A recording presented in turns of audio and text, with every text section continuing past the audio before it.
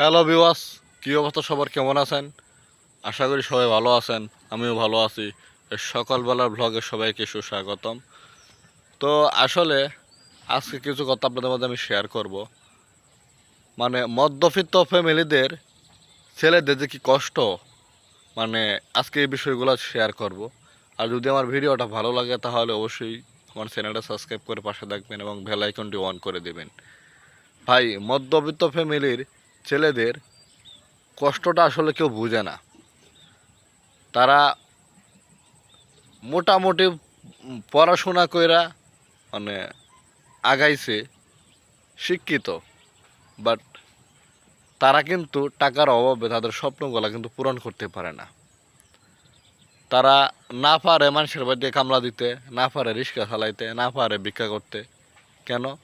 তাদের বাবা মা বা আদার যে ফ্যামিলি আছে তারা কিন্তু এসবে অভ্যস্ত না। তাদের জীবনটা কোনোভাবে টাইনা টাইনা কষ্ট করিয়া পার হয়েছে, বা তারা কোনো পারে না যে টাকা দিয়া মানে কোনো গভর্নমেন্টে চাকরি নিতে, এটাও কিন্তু তারা পারে না, কারণ তাদের হিউজ পরিমাণ টাকা নাই।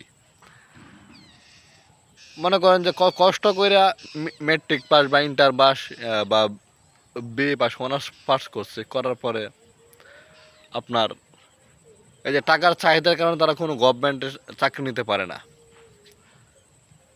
হয় গার্মেন্টসে চাকরি করতে হয়, আর না হলে বেকারভাবে থাকতে হয়।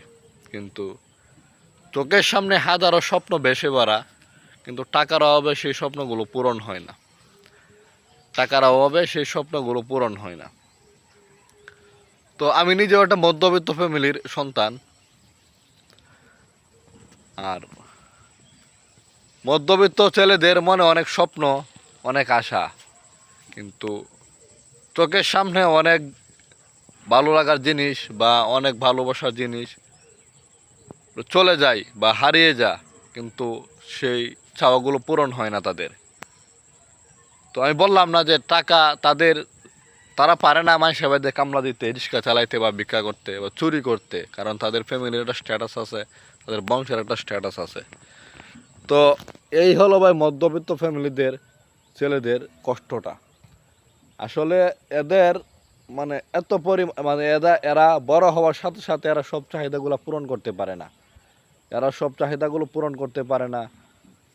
আর ওরা যদি বাজারে যা বা দোকানে যা ফ্রেন্ডস আঙ্কেলের সাথে বসে, তাহলে মনে করেন যে যেটা খরচ সার্কেল যদি সবাই বন্ধু বান্ধব একসাথে হয়, যে খরচ, সেই খরচটা ঠিক মতো ওরা বহন করতে পারে না।